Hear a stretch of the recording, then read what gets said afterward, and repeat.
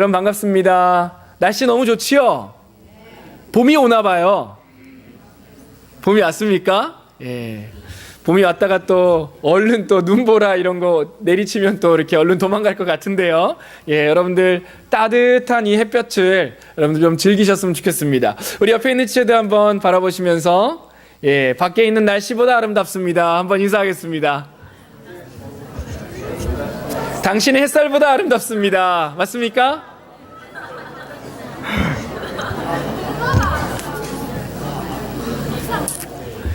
자, 한 번 더 인사합니다. 사랑합니다. 사랑합니다.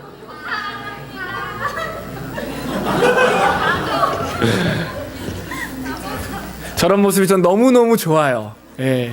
막 너무 이렇게 짜릿하지 않습니까? 저런 이야기를 들을 때마다, 저런 모습을 성도님들이 이렇게 함께 나누는 그 모습을 볼 때마다, 오늘 예배 너무너무 좋다. 이 예배를 하나님 보실 때 얼마나 기뻐하실까라는 생각이 듭니다. 지난주에는 우리가 부흥 집회로 또 말씀을 또 풍성하게 나누었고요. 또 이제 계속해서 매주마다 우리가 함께 나누는 예배에 대한 말씀으로 오늘 또 시작하려고 합니다.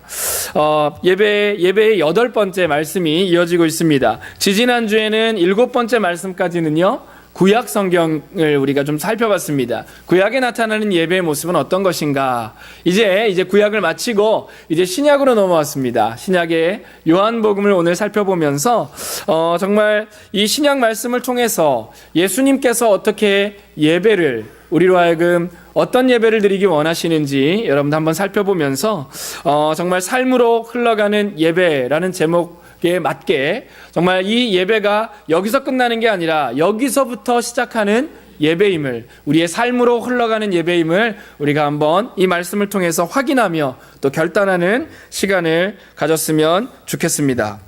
자, 오늘 이 말씀은요, 조금 색다른 곳에서 시작을 합니다. 바로 사마리아 지역인데요. 사마리아 지역은요, 이스라엘의 중앙에 있습니다. 가운데에 딱 자리 잡고 있는데 그 사마리아 지역에 예수님이 방문하는 그 이야기가 오늘 등장을 한다라는 것이죠. 이 사마리아 지역은요, 역사적으로 이스라엘이 남과 북이 이렇게 나뉘어졌을 때 북이스라엘의 중심지가 바로 사마리아 지역이었습니다. 그런데 북이스라엘은요, BC 722년에 아수르에게 멸망당하고 남유다는 BC 586년에 바벨론에게 멸망을 당하게 됩니다. 그런데요, 이 북이스라엘은요, 아수르에게 멸망을 당해서 혈통이 끊어집니다. 이 아수르는요, 이 모든 사람들을 다 잡아 죽이고, 그리고 그 속에 군인들을 이주시켜서 이제 혈통이 이어지지 못하도록 아주 쑥대밭을 만들어 놓기 때문에 그렇습니다. 그래서 포로 귀환 이후에 유대인들, 이 남유다 백성들은요, 이 사마리아인들을 상종하지 않았습니다. 그들을 이방인으로 취급했고요, 부정한 자로 취급했고, 심지어는 개만도 못한, 개와 같은 이런 사람들로 그들은 취급을 했습니다. 그래서 유대인들과 사마리아인들은요, 서로 교류가 없었습니다.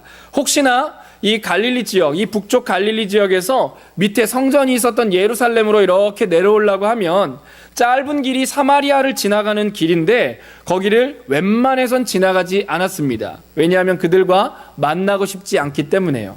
거기서 하룻밤이라도 자려는 그런 일들이 있으면 거기를 아예 돌아가게 되었다라는 것입니다. 그런데 오늘 예수님의 행보는요, 오늘 본문의 배경이 되는 예수님의 행보는 좀 이상했습니다. 자, 지도 한번 볼까요? 지도 여기 보시면, 자, 여기 북쪽에 갈릴리 지방이 있고요, 여 밑에 보면 예루살렘이 있습니다. 갈릴리에서 이 예루살렘까지 가려면 가장 빠른 길이 요 산을 타고 쭉 사마리아를 거쳐서 예루살렘으로 오는 길입니다.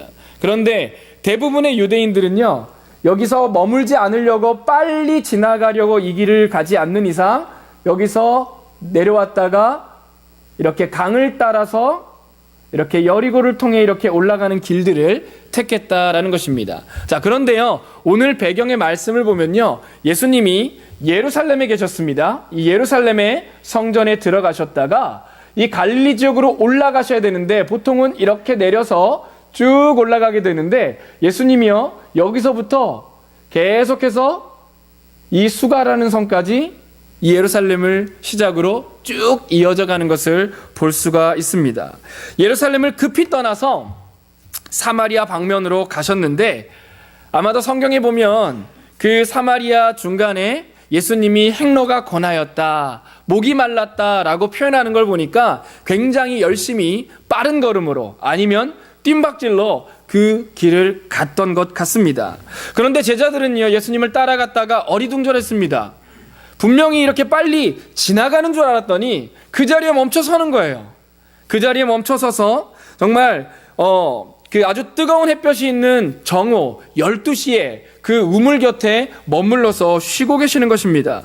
그리고 그 우물 안에 있는데 사람도 뜸한 그 시간이었는데 거기에 앉아 계셨고 또 거기서 누굴 만났냐면 사마리아 여인을 만났습니다.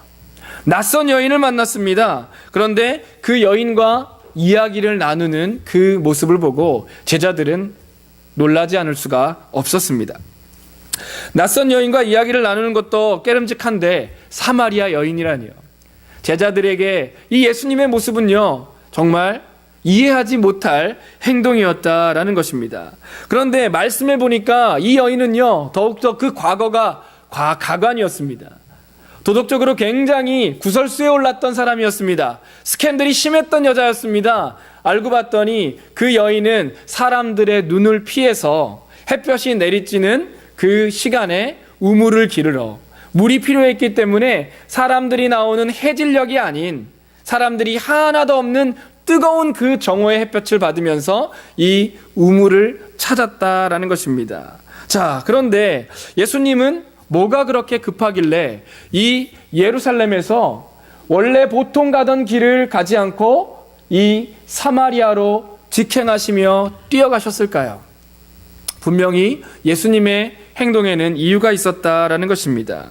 이런 파격적인 행보를 취하신 이유는 제자들은 모르지만 바로 오늘 우리에게 주시는 이 말씀을 위해서 예수님은 이 길을 걸어가셨다라는 것입니다. 예수님과 여인의 대화가 이어지고 결국 마지막 부분에 그 결론의 부분에 그 이유를 우리에게 설명해 주고 있는데요. 23절 상반절입니다. 같이 한번 읽어볼까요? 시작. 아버지께 참으로 예배하는 자들은 신령과 진정으로 예배할 때가 오나니 곧 이때라. 이 말씀은요 사람들의 눈을 피해 우물을 길르러 온 이 사마리아 여인과 대화의 결론이었습니다. 참 신기하죠? 예배가 결론이라니요. 뭐 열심히 이런저런 얘기를 하다가 마지막에 결론이 예배였습니다. 참 이상한 결론이다라고 생각이 듭니다. 그런데요 우리의 예상과는 다르게 이 예배로 흘러나왔을 때는 이유가 있다라는 것입니다. 자, 자신의 도덕적인 허물을 사람들에게 들키지 않으려고 몰래 이 우물로 왔습니다. 지나가는 개만도 못한 취급을 받고 있던 이 사마리아 여인은요 그 깊은 내면 속에 삶의 고민과 그 고통을 가지고 있었지만 결국 예수님과 대화를 하다 보니 그 안에 가장 타는 듯한 갈증의 가장 중요한 부분엔 뭐가 들어있다? 예배가 들어있었다라는 것입니다. 하나님은 누구신가? 내가 드리는 이 예배가 진짜 예배인가? 나는 도대체 이렇게 살고 있는데 하나님 도대체 나의 삶을 어떻게 생각하시는가 하는 그런 갈증들이 결국 그 결론적으로 예수님과의 대화를 통해서 결론으로 나타났다라는 것이지요. 아무도 묻지 않았습니다. 그 여인에게 아무도 관심 없었습니다. 그런데 예수님을 만나고 나니 그 여인의 삶의 결론은 예배 속에서 찾게 되었다라는 것입니다. 우리도 마찬가지입니다. 우리의 삶을 돌아봅니다. 우리의 삶을 돌아보면 얼마나 바쁘게 살아가십니까? 요즘 나 한가합니다 라고 하시는 성도님들 손 들어 보십시오. 별로 없습니다. 진짜예요? 아무도 없습니까? 자, 남들 다 바쁘다고 얘기합니다. 특별히 우리 대학생들 다 바쁘죠? 아까 전에 어떤 청년 만났더니 얘기합니다. 목사님, 저 죽을 것 같아요. 힘들어요. 라고 얘기합니다. 속으로 생각했습니다. 너 지금 살아있잖아. 예.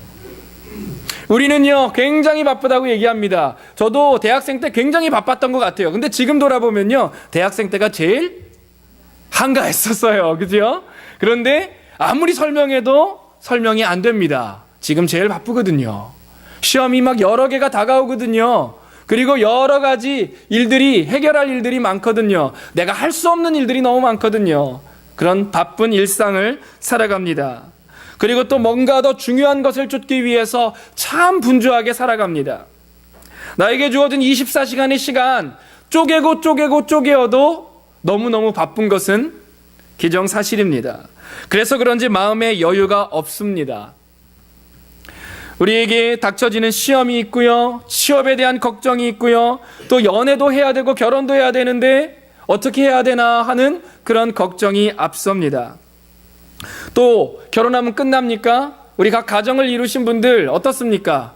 그때부터 행복 끝, 고민 시작이지요. 예. 결혼하면 끝난 줄 알았더니 결혼했더니 더 큰 산이 내 앞에 놓여 있습니다. 또 자녀들이 태어나서 그 기쁨 가운데 이렇게 잘 키웠지만 그 자녀들이 말 잘 들으면 참 좋겠는데 이 자녀 키우기 참 힘듭니다. 하나건 둘이건 셋이건 다섯이건 할 것 없이 자녀들은 다 힘듭니다. 그런데 잘 키워놓는 거 참 쉽지 않습니다. 누구를 보니까 이렇게 키우라더라, 누구를 보니까 이렇게 키우는 게 좋겠다더라 하는 조언들이 너무 많아서 어느 장단에 춤을 춰야 될지 모른다라는 것입니다. 여기저기 터져 나오는 문제들은 또 얼마나 많습니까?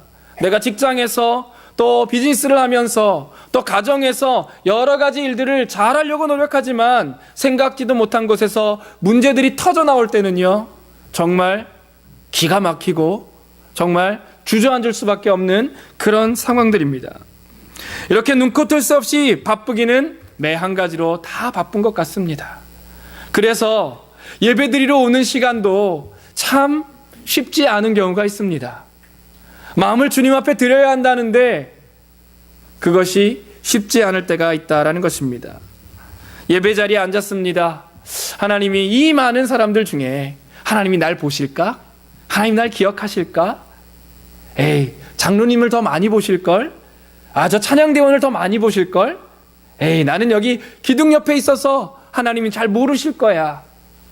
이런 마음이 들 때가 있습니다. 또 그렇게 하다 보니까 예배 한번 빠진다고 무슨 큰일이 나겠어? 이 예배를 통해서 뭔가 대단한 일이 일어나겠어? 라고 하는 그런 매너리즘에 빠지기도 한다라는 것입니다.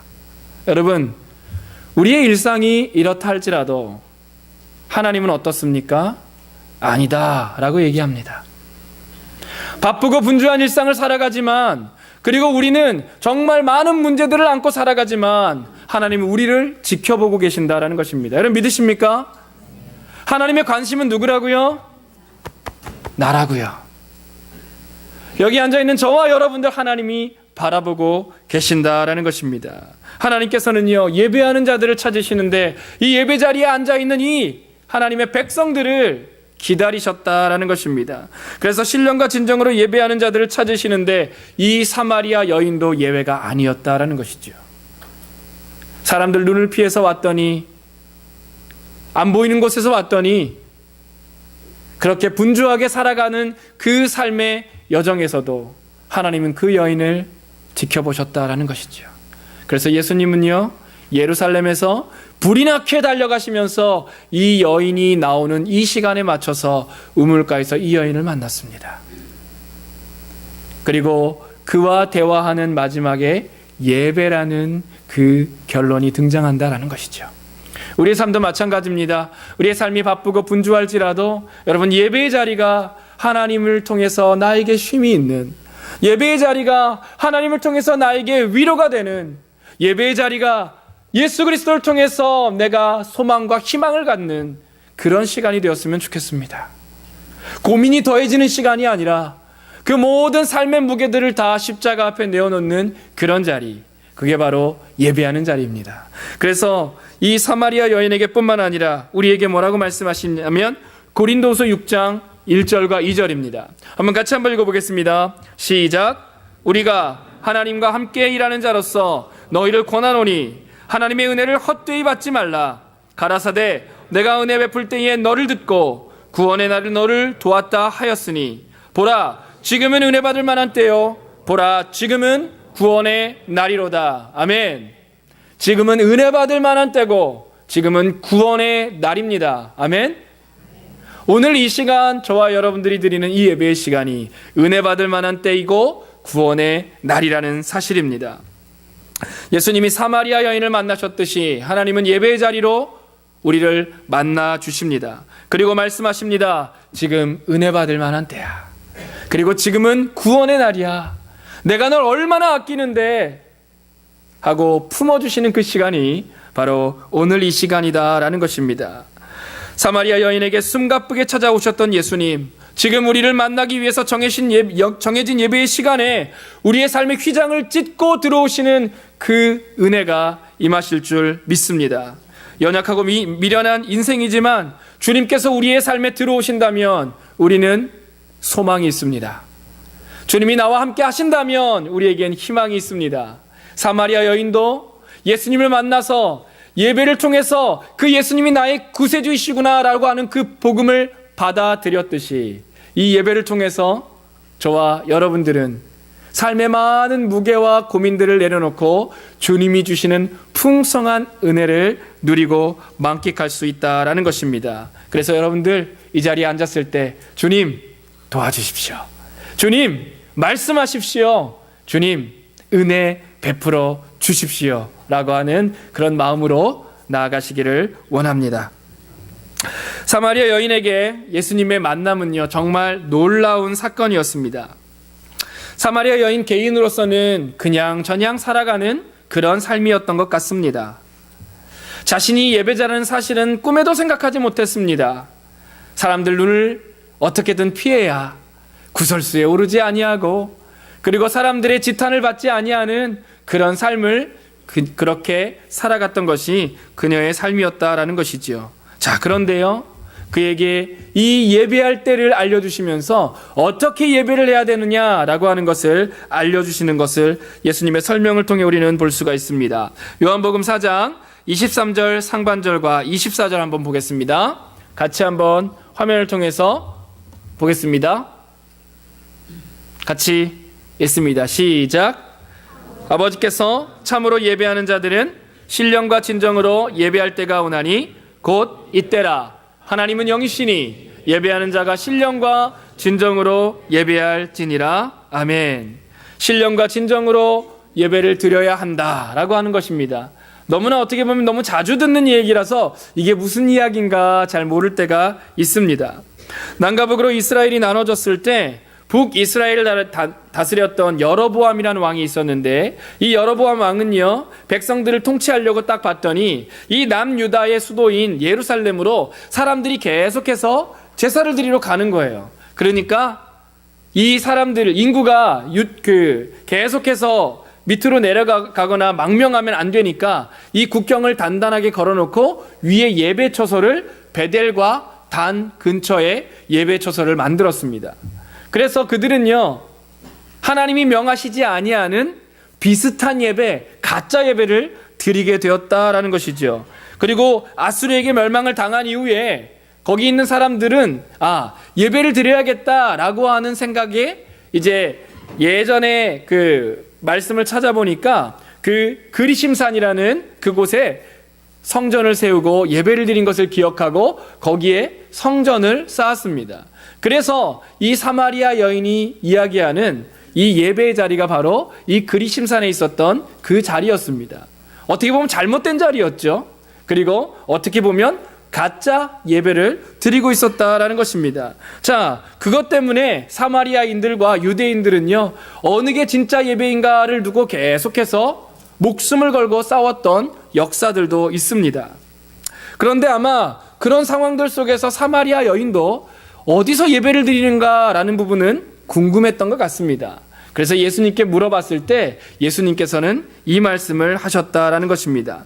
장소도 중요한 게 아니고 형태도 중요한 게 아니고 규모나 형식 그것이 중요한 것이 아니라 하나님이 예배하는 자를 찾는데 그 예배의 가장 중요한 것은 신령과 진정으로 드리는 예배다라고 하는 것입니다. 예루살렘도 이후에 무너지죠. 성전은 사라졌습니다. 어디서 예배를 드립니까? 여러분, 이 버팔로 지역에서는 새소망교회에서 예배를 드리죠. 여러분, 한국을 가거나 다른 주로 갈 때는 어디서 예배를 드립니까? 다른 교회요. 그죠? 다른 교회에서 예배를 드리죠. 자, 여기서 드리는 예배가 좋습니까? 그쪽에서 드리는 예배가 좋습니까? 하고 물어본다면 여러분들 각자 마음에 맞게 말씀하시면 됩니다. 저는 여기에서 우리 교회 예배가 좋습니다 라고 하는 대답을 원하는 것이 아니라 우리가 어느 곳에서 있든지 드리는 예배, 그 예배가 큰 교회에서 드리니까 예배 좀 좋구나, 조그만 교회에서 예배를 드리니까 여기는 조금 퀄리티가 떨어지네, 이런 수준이 아니라 하나님께서는 우리에게 무엇을 원하시냐면 나의 신령과 진정으로 드리는 예배를 원하신다라는 것입니다. 근데 이게 무슨 말일까요? 한번 볼까요? 로마서 8장에 이렇게 나와 있습니다. 14절 15절 같이 읽습니다. 시작. 무릇 하나님의 영으로 인도함을 받은 그들은 곧 하나님의 아들이라. 너희는 다시 무서워하는 종의 영을 받지 아니하였고 양자의 영을 받았으므로 아바 아버지라 부르짖느니라. 아멘. 우리가 예수 그리스도를 믿으면요, 예수 그리스도를 나의 구주로 고백하면 우리의 영 안에, 우리의 영적인 존재인데 우리의 마음 안에 성령님이 들어오십니다. 여러분 믿으십니까? 성령님이 내 안에 들어오시면 우리는 성령님이 주도하는 삶을 살게끔 만들어져 있습니다. 그래서 뭐라고 합니까? 다시는 무서워하는 종의 영을 받지 아니하고 무슨 영? 양자의 영, 하나님의 자녀가 되는 영, 하나님의 영, 성령님이 내 안에 들어오신다라는 것입니다. 그렇기 때문에 그 사람들은 하나님을 뭐라고 불러요? 아바, 아버지라고 부를 수 있는 것입니다. 자, 그러니까 여기에 나와 있는 영, 신령과 진정으로 할 때 신령이라는 단어는요, 푸뉴마, 이 성령이라는 단어예요. 그러니까 우리가 신령으로 예배를 드릴 때 내 육신의 소욕이 주장하는 것이라면 그 예배는 왜곡될 수 있고요, 가짜가 될 수가 있고요, 사이비가 될 수가 있습니다. 그런데요, 그 성령이 내 안에 들어오셔서 내 안에 임하신 성령님이 인도하셨을 때 하나님의 자녀로서 주님 앞에 나아가는 것, 이것을 신령으로 드리는 예배다라고 이야기하고 있습니다. 성령님께서 주도하시는 하나님의 자녀들이 드리는 예배를 원하신다라는 것입니다. 또한 진정이란 단어는요, 진정이란 단어는 진리라는 단어입니다. 헬라어로 알레테이아라는 단어인데 이것은요, 예수님을 지칭해요. 예수님을 지칭합니다. 성경에 나는 진리다 라고 말씀하시는 그 부분을 통해서 이 진리, 알레테이아는 예수님을 상징합니다. 그러니까 이 의미는 뭐냐면 예수님을 통해서 하나님께 나아가는 예배를 이야기하는 것입니다. 그러니까 하나님의 자녀들이 드리는 예수 그리스도의 힘입어, 예수 그리스도의 보혈에 힘입어서 드려지는 예배가 바로 신령과 진정의 예배이다라는 것입니다. 여러분 그런 예배 드리고 계십니까? 내 힘이 아니라, 내 능력이 아니라, 내가 잘 꾸미는 예배가 아니라 하나님이 나를 자녀 삼아주시는, 성령님이 주도하시는, 나 하나님의 자녀예요 라고 하는 성령님이 인도하시는 예배, 그리고 예수 그리스도를 통하는 예배, 이 예배가 바로 저와 여러분들의 예배인 것 같습니다. 많은 사람들이 이 구절을 오해하는 경향이 있습니다. 신령과 진정으로 드리는 예배다라고 했더니 뭔가 황홀경에 빠져서 신비적인 그 부분들을 체험하면서 그런 분위기를 연출하는 그런 예배를 그리기도 하고요, 뭔가 우리가 애써서 힘써서 뭔가 쥐어짜듯 드리는 예배의 모습을 그릴 때가 있습니다. 아니요, 그것이 아니라 내 안에 계신 성령께서 하나님이 나를 자녀 삼아주신 그 사실을 확인하면서 자녀의 자격으로 나아가는 것이 바로 예배이고, 그리고 내 힘과 내 능력이 아니라 예수님의 그 길, 예수 그리스도의 십자가의 길을 통해서 그분과 함께 나아갈 때 드려지는 예배가 바로 신령과 진정의 예배다라는 것입니다. 이 사마리아 여인은요, 이 말씀을 듣고 이분이 메시아구나라는 사실을 바로 깨달았다라는 것입니다. 여러분, 저와 여러분의 예배는 어떻습니까? 사마리아 여인처럼 삶의 무게가 우리를 짓누르지만 예수님의 십자가 앞에 그것을 다 내려놓을 수 있습니다. 그래야 신령과 진정의 예배를 드릴 수 있거든요.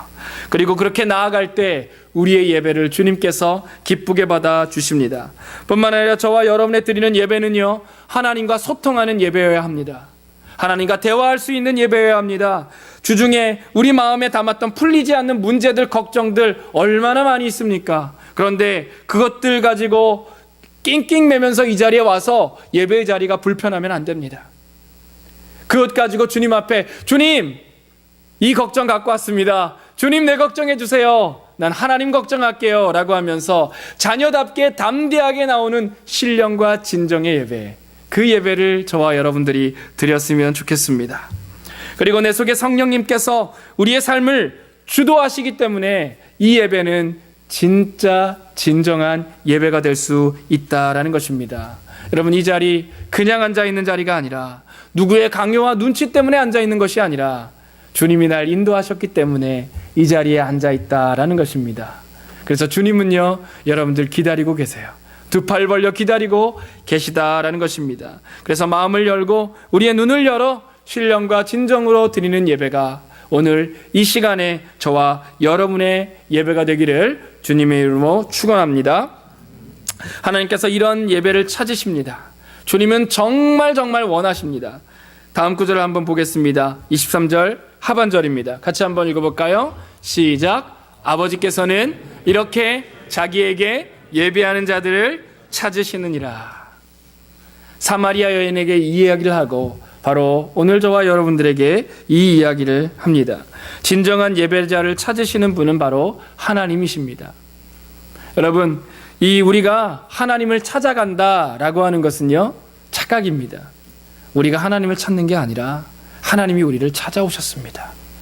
예수님이 우리를 찾아오셨습니다. 방황하고 내 삶대로 살아가려고 정말 몸부림치면서 내 길을 걸어갔던 우리의 모습 속에 하나님이 찾아오셨고 예수님이 찾아오셨다라는 것입니다.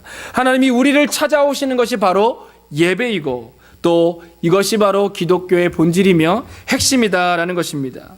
여러분, 예수님이 사마리아 여인을 만나기 위해서 그렇게 뛰어가셨죠? 바로 하나님도요, 오늘 저와 여러분들 만나기 위해서 이 자리를 기다리고 계신다라는 거예요. 여러분 믿으십니까? 주님이 기다리실 때 여러분들 그 주님의 품에 들어갈 수 있길 바랍니다. 문제가 많은 사람이었습니다. 사람들을 피했습니다. 그럼에도 불구하고 주님이 날 찾아오시는 것을 바라보면서 그의 인생은 완전히 변했습니다. 사마리아 여인은요, 예수님을 만나고 자기가 길러 왔던 그 물동이를 버려두고 그는 동네로 뛰어들어갑니다. 그렇게 사람들 자기는 눈에 띄지 않으려고 노력했던 그의 인생이 변해서 그 사람들 안으로 들어갑니다. 그래서 뭐라고 합니까? 내가 메시아를 만났다, 내가 구세주를 만났다 라고 그 사람들을 불러 모으기 시작합니다. 이방인에게 개만도 못한 취급을 받던 그 사람은요, 바로 누구의 선택을 받았습니까? 하나님의 선택을 받았다라는 것입니다. 그 감격은요, 그의 인생 전부를 바꾸고도 남음이 있는 정말 놀라운 소식이었다라는 것입니다. 여러분, 이 요한복음의 4장의 사건이 이 버팔로 새소망 교회에서 매 예배마다 나타나길 소망합니다. 이곳에 주님의 그 은혜가 넘쳐서 정말 삶의 무게가 너무너무 많고 그것이 나를 짓누르는 사람들이 이곳을 찾아왔을지라도 이곳에서 예수님을 만나고 이곳에서 하나님의 은혜를 만나고 하나님의 손길이 터치되어서 그의 인생이 변화되어서 주님을 온전히 인격적으로 만나서 그 기쁨 때문에 삶을 살아갈 수 있는 그런 사람들이 이 예배를 통해서 넘쳐나기를 바랍니다. 그래서 이곳 버팔로를 통해서 이 새소망교회를 통해서 진정한 예배자들이 이 예배를 통해서 삶으로 나아갔으면 좋겠습니다. 신령과 진정으로 예배하는 자들을 찾으시는데 그 예배자들이 주님을 만나서 주의 음성을 듣고 우리의 삶을 살아갈 때 정말 그 예배자로서 빛과 소금의 역할을 감당하는 것, 그것이 내 학교에서, 직장에서, 내 삶의 터전에서 나타나길 소망합니다. 그래서 우리가 분명히 우리의 삶이 예배와 분리된 것이 아니라 우리의 삶이 이 사마리아 여인의 삶처럼 예배자로서 우리가 든든히 서길 바랍니다. 히브리서 11장에 이렇게 나와 있습니다. 히브리서 기자는 우리의 삶을 이렇게 보여주고 있는데요. 한번 읽어보겠습니다. 시작. 믿음이 없이는 기쁘시게 못하나니 하나님께 나아가는 자는 반드시 그가 계신 것과 또한 그가 자기를 찾는 자들에게 상 주시는 이심을 믿어야 할지니라. 예배 속에서만 느끼는 것이 아니라 삶의 터전에서도 이 말씀을 기억하시기 바랍니다. 하나님이 어떤 분이시고 예수님이 어떤 분이신지를 내 삶을 통해서 온전히 드러나길 원합니다. 주님이 계시고 그분이 나의 아버지시라면 내가 하나님의 자녀답게 살아가는 이 삶, 하나님 감사합니다. 오늘도 힘든 이 여정이겠지만 하나님 힘 주시옵소서. 내가 담대하게 감당하겠습니다 라고 나아갈 수 있는 우리의 삶이 되었으면 좋겠습니다. 우리가 참여하는 이 예배의 주인은 하나님이십니다. 이 사실을 분명히 알고 믿는다면 우리가 드리는 예배가 조금씩 우리의 삶을 더 풍성하게 만들어 주실 것입니다. 신령과 진정으로 예배하는 자들을, 그들의 삶을 하나님께서 변화시켜 주실 것이기 때문에 그렇습니다. 사마리아 여인이 그랬듯이 여기 새소망 교회에 모여있는 저와 여러분들이 예배를 통해서 우리의 삶이 변화되길 소망합니다. 우리의 삶을 통해서 많은 사람들이, 믿지 않는 사람들이 주님께로 돌아오고 하나님을 알아가는 그 통로의 역할을 감당할 수 있었으면 좋겠습니다. 매일 주일에 드리는 특정한 시간으로 예배의 시간을 한정하는 것이 아니라 이 시간을 시작으로 우리의 삶이 계속해서 이어지길 원합니다. 그래서 가정으로 흘러가고 또 여러분의 학교로, 직장으로, 또 여러분의 사업의 터전으로, 또 여러 모습으로 이 사회로 구석구석 이 예배의 물꼬가 튀어져서 그 복음의 메시지, 예수님의 그 이야기가 우리의 삶을 통해서 예배를 적시고 우리의 삶으로 흘러나가기를 주님의 이름으로 축원합니다. 그래서 여러분, 예배 속에서 받은 은혜, 여기서 끝나는 것이 아니라, 이 문에 나가면 끝나는 것이 아니라 이 문을 나감으로써 이 은혜가 다시금 풍성하게 시작되고 작동되기를 바랍니다. 여러분 기대하십니까? 또 그렇게 한 주 동안 열심히 여러분의 삶을 통해서 승리하시다가 또 다음 주에 또 만날 때에 사랑합니다, 축복합니다 하고 인사할 때 우리 얼굴에 웃음꽃이 가득 피었으면 좋겠습니다. 한 주 힘들었지만 나 잘 살았어, 너도 잘 살았니? 하고 격려할 수 있는 그런 아름다운 예배 현장이 되기를 주님의 이름으로 축원합니다. 함께 기도하겠습니다.